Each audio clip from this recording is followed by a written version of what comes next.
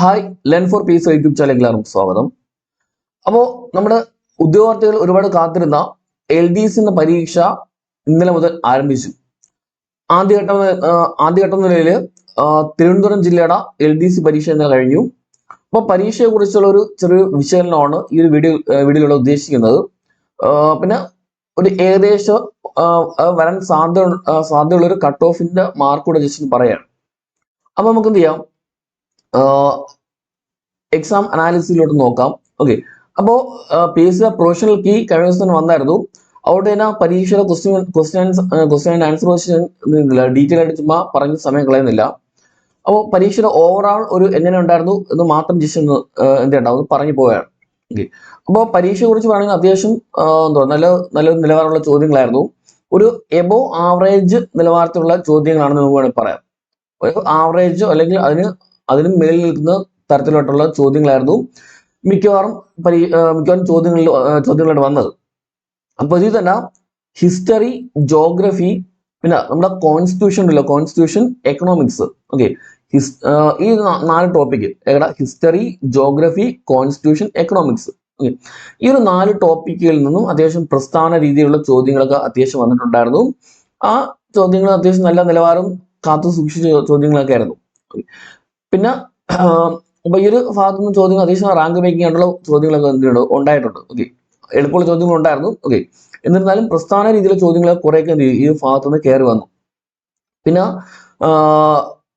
നമ്മളെ സിലബസിൽ ആ ഒരു മാർക്ക് ഡിവിഷന്റെ കാര്യം അവിടുന്ന് പറയണം. മാർക്ക് ഡിവിഷന്റെ കാര്യം അത് ഏകദേശം എന്തില്ല കീപ്പ് ചെയ്തില്ല എന്ന് പറയുന്നതാണ് ശരി. എന്ന് വെച്ചാൽ നമ്മുടെ കറണ്ട് അഫേഴ്സിന്റെ ഭാഗത്തുള്ള ചോദ്യങ്ങളുണ്ടല്ലോ, ഈ കറണ്ട് അഫേഴ്സിന്റെ ഭാഗത്തുള്ള ചോദ്യങ്ങൾ മിക്കവാറും എല്ലാ സബ്ജക്റ്റുകളുടെ ടോപ്പിക്കുകളുണ്ടല്ലോ അതിന്റെ കൂടെ എന്ത് ചെയ്തു, കറണ്ട് അഫേഴ്സിൽ കയറി വന്നു. അതുകൊണ്ട് തന്നെ 5 മാർക്കുള്ള ഭാഗത്ത് നിന്ന് ചിലപ്പം 6 7 ചോദ്യങ്ങളൊക്കെ എന്ത് ചെയ്തു പരീക്ഷയ്ക്ക് കയറി വന്നിട്ടുണ്ടായിരുന്നു. ഓക്കെ, അതുകൊണ്ട് 5 മാർക്ക് ആണ് ആ സിലബസ് പറഞ്ഞിട്ടുള്ളതെങ്കിലും കറണ്ട് അഫേഴ്സ് എന്ത് ചെയ്തു ആ ഭാഗത്ത് കയറി വന്നു. അങ്ങനെ 6 7 ചോദ്യങ്ങൾ എന്ത് ചെയ്തു പലയിടത്തായിട്ട് കയറി വന്നിട്ടുണ്ടായിരുന്നു. പിന്നെ എന്താ പറയാ, IT, പിന്നെ നമ്മുടെ ആർട്സ് ഉണ്ടല്ലോ, കലാകായികം, അതുമായിട്ട് ബന്ധപ്പെട്ട ചോദ്യങ്ങൾ അതൊക്കെ അത്യാവശ്യം നല്ല ചോദ്യങ്ങളൊക്കെ ആയിരുന്നു, എളുപ്പമുള്ള ചോദ്യങ്ങളായിരുന്നു. മിക്കവാറും പേർക്ക് എന്ത് ചെയ്യുന്നു IT ഭാഗത്ത് നിന്ന് ചോദ്യങ്ങളൊക്കെ എഴുതാൻ പറ്റിയിട്ടുണ്ടാവണം. ഓക്കെ, കലാകായികം ആ ഭാഗത്ത് നിന്ന് കറണ്ട് അഫേഴ്സ് കയറി വന്നു. പിന്നെ എന്തുകൊണ്ടാ സയൻസ്. ഓക്കെ, അത് പറഞ്ഞിട്ട് സയൻസ് ഉണ്ടല്ലോ. ഓക്കെ, സയൻസിന്റെ പൊതുജനാരോഗ്യം ആ ഭാഗത്ത് നിന്ന് ഏകദേശം ഒരു 18 ചോദ്യങ്ങളൊന്നും ഉണ്ടായിരുന്നു. ഓക്കെ, 18ഓളം ചോദ്യങ്ങൾ ഉണ്ടായിരുന്നു. അതും അത്യാവശ്യം നല്ല ചോദ്യങ്ങളൊക്കെ ആയിരുന്നു. ഓക്കെ, ആ ഭാഗത്തുനിന്നും അത്യാവശ്യം നല്ല മാർക്ക് സ്കോർ ചെയ്യാനായിട്ട് പറ്റും. പിന്നെ ഉള്ളത് English, Malayalam, maths. Okay, English, Malayalam, maths ഭാഗത്തുനിന്ന് അപ്പോ ഈ ഒരു ഇംഗ്ലീഷ്, മലയാളം, മാത്സ് ഈ ഭാഗത്ത് നമുക്കറിയാം 10 വീതം മാർക്കുകൾക്കാണ് പരീക്ഷയ്ക്ക് ഉള്ളത് ആണല്ലോ. 10 വീതം മാർക്കാണ് ഉള്ളത്. അപ്പൊ ഈ ഒരു ഭാഗം അത്യാവശ്യം എളുപ്പമായിരുന്നു. മാത്സിന്റെ കാര്യം നമ്മൾ കഴിഞ്ഞ ദിവസം വീഡിയോ ചെയ്തപ്പോൾ പറഞ്ഞു, മാത്സിന്റെ ക്വസ്റ്റ്യൻ ആൻസർ നമ്മൾ വീഡിയോ ചെയ്യായിരുന്നു. അപ്പോൾ പറയുന്നത് ഏകദേശം ഒരു 8 മാർക്കോളം എന്ത് ചെയ്യും മാത്സിന്റെ ഭാഗത്ത് നിന്നൊക്കെ എന്ത് ചെയ്യും സ്കോർ ചെയ്യാൻ പറ്റും. 8 അധികവും എന്ത് ചെയ്യാം മാർക്ക് സ്കോർ ചെയ്യാൻ പറ്റും പഠിച്ച ആൾക്കാർക്ക് പറഞ്ഞിട്ടല്ലോ. അപ്പൊ മാത്സിന്റെ ഭാഗത്ത് നിന്ന് 8 മാർക്ക്. അതേപോലെ തന്നെ ഇംഗ്ലീഷ്, മലയാളവും ഇംഗ്ലീഷ് അത്യാവശ്യം എളുപ്പമാണെന്നാണ് എനിക്ക് തോന്നുന്നത്. എന്നിരുന്നാലും ഒരു ആവറേജ് ഈ ഒരു ഭാഗത്ത് നിന്ന് 30 ചോദ്യങ്ങൾക്കായിട്ട് 30 ചോദ്യങ്ങൾക്ക് ഒരു 8 വീതം മാർക്ക് നമ്മളിപ്പോ ഒരു ആവറേജ് ഇടാണ്. 24ഓളം മാർക്ക് എന്ത് ചെയ്യാം സ്കോർ ചെയ്യാൻ പറ്റും എന്ന് കരുതാം. ഓക്കെ, 24ഓളം മാർക്ക് എന്ത് ചെയ്യാം സ്കോർ ചെയ്യാം ഇംഗ്ലീഷ്, മാത്സ്, മലയാള ഭാഗത്ത് നിന്ന്. ഓക്കെ, പിന്നെ ഉള്ളത് സയൻസിന്റെ ഭാഗത്ത് നിന്ന് പറഞ്ഞല്ലോ 18 ചോദ്യങ്ങളുണ്ടായിരുന്നു. സയൻസിന്റെ ഭാഗത്ത് നിന്ന് 18 ചോദ്യങ്ങളുണ്ടായിരുന്നു. സയൻസിന്റെ ഭാഗത്ത് നിന്ന് 18ഓളം ചോദ്യങ്ങളുണ്ടായിരുന്നു. ആ 18 ചോദ്യത്തിൽ ഒരു 12 to 14 ഒക്കെ എന്ത് ചെയ്യാം സ്കോർ ചെയ്യാൻ പറ്റുമെന്ന് തോന്നുന്നു. ഓക്കെ, 12 ഒക്കെ എന്ത് ചെയ്യാം, അല്ലെങ്കിൽ 10നും 14നും ഇടയ്ക്കൊക്കെ എന്ത് ചെയ്യാം മാർക്ക് സ്കോർ ചെയ്യാൻ പറ്റിയിട്ടുണ്ടാവണം. ഓക്കെ, ഒരു 12 ചോദ്യങ്ങളിലാണ്. ഓക്കെ, 12 ചോദ്യങ്ങൾ എന്ത് ചെയ്യും സ്കോർ ചെയ്യാൻ പറ്റിയിട്ടുണ്ടാവണം. ഓക്കെ, ക്വസ്റ്റ്യൻ പേപ്പർ നോക്കുമ്പോൾ. പിന്നെ ഉള്ളത് കേരള ഗവേണൻസ് ഒരു 7 ചോദ്യങ്ങളുണ്ടായിരുന്നു. പിന്നെ എക്കണോമിക്സ് 7 ചോദ്യങ്ങളുണ്ടായിരുന്നു. പിന്നെ ഹിസ്റ്ററി, ജോഗ്രഫി, പിന്നെ കോൺസ്റ്റിറ്റ്യൂഷൻ ഉണ്ടല്ലോ. ഓക്കെ, ഹിസ്റ്ററി, ജോഗ്രഫി, കോൺസ്റ്റിറ്റ്യൂഷൻ ഈ 3 ഭാഗത്തു നിന്നും 6 വീതം ചോദ്യങ്ങൾ ഉണ്ടായിരുന്നത്. 6 വീതം ചോദ്യങ്ങൾ. ഓക്കെ, ഹിസ്റ്ററി, ജോഗ്രഫി, കോൺസ്റ്റിറ്റ്യൂഷൻ ഈ ഭാഗത്തു നിന്ന് 6 വീതം ചോദ്യങ്ങൾ ഉണ്ടായിരുന്നു. പിന്നെ എക്കണോമിക്സിന്റെ ഭാഗത്ത് 7 ചോദ്യങ്ങളുണ്ടായിരുന്നു. കേരള ഗവേണൻസും 7 ചോദ്യങ്ങളുണ്ടായിരുന്നു.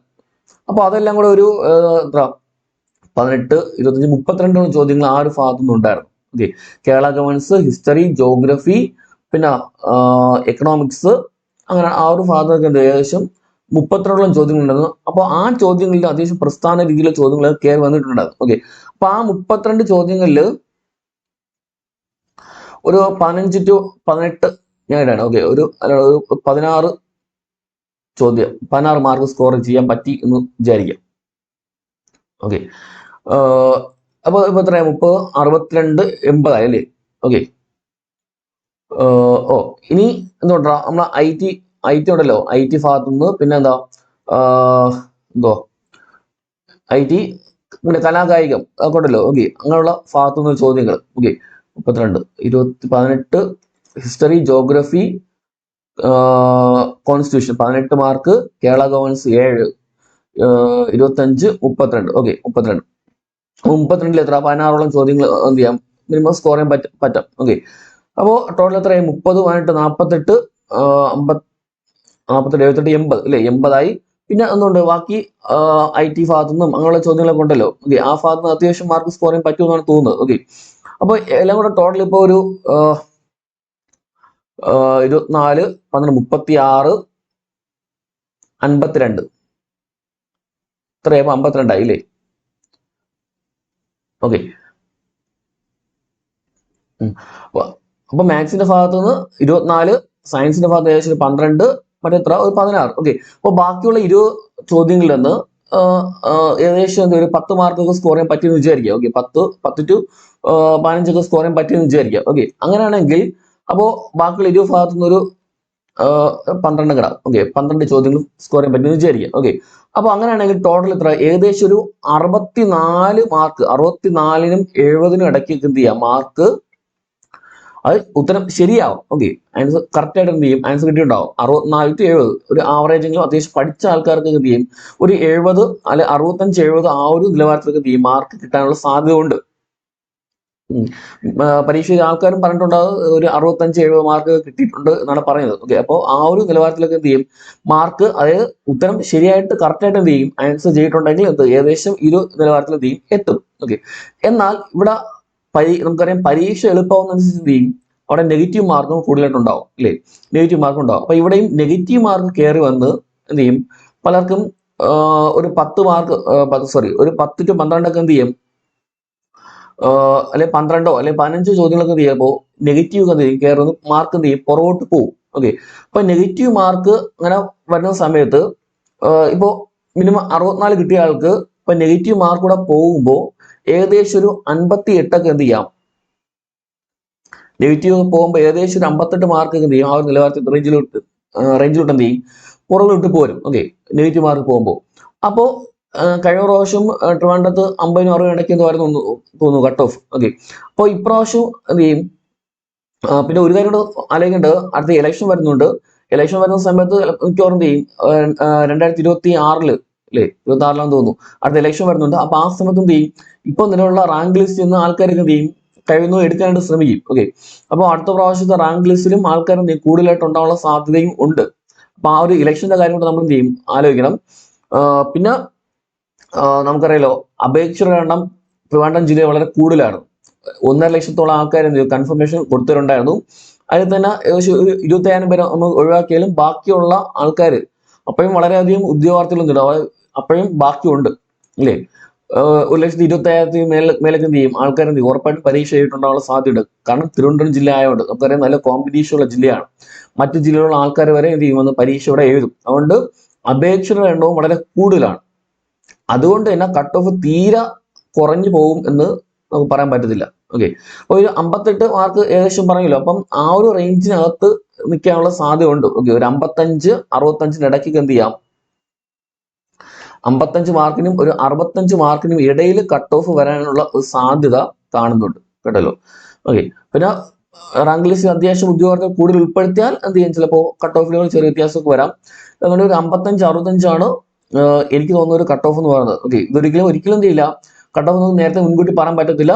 നമ്മൾ അറ്റൻഡ് ചെയ്ത പരീക്ഷകൾ അറ്റൻഡ് ക്വസ്റ്റ്യൻസിന്റെ ആ ഒരു എണ്ണവും നിലവാരമൊക്കെ നോക്കി ഓരോ ഉദ്യോഗാർത്ഥിയും എത്രത്തോളം ക്വസ്റ്റ്യൻസ് അറ്റൻഡ് ചെയ്യാൻ പറ്റും എന്ന് ആലോചിച്ച് നമ്മൾ ഒരു ഉദ്ദേശം മാർക്ക് പറയുന്നതാണ്. ഓക്കെ, അതുകൊണ്ട് ഒരിക്കലും എന്ത് ചെയ്യരുത്, ഈ ഒരു മാർക്കായിരിക്കും കട്ട് ഓഫ് എന്ന് പറഞ്ഞുകൊണ്ട് എന്ത് ചെയ്യരുത്, വിഷമിച്ചിരിക്കുകയോ അല്ലെങ്കിൽ എന്ത് എനിക്ക് ഈ മാർക്ക് കിട്ടി അതുകൊണ്ട് എന്ത് ചെയ്തു ഞാൻ സേഫ് ആണ് എന്ന് കരുതി എന്ത് ചെയ്യരുത്, ഒരിക്കലും അടുത്ത പരീക്ഷയ്ക്ക് പഠിക്കാതിരിക്കുകയോ ഒന്നും ചെയ്യാതിരിക്കരുത്. ഓക്കെ, ഈ പരീക്ഷ ഇപ്പൊ കഴിഞ്ഞു, അടുത്തെന്ത് ചെയ്യാം, അടുത്ത് ഇനി വരുന്ന പരീക്ഷകൾക്ക് എന്ത് ചെയ്യുക, പഠിച്ചുകൊണ്ടിരിക്കുക, ഒരു ജോലി കിട്ടുന്നവരെ എന്ത് ചെയ്യുക, കൃത്യമായിട്ട് പഠിച്ചുകൊണ്ടിരിക്കുക. ഓക്കെ, അപ്പോൾ ഇത്രയാണ് ഈ ഒരു പരീക്ഷയെ കുറിച്ച് പറയാനുള്ളത്.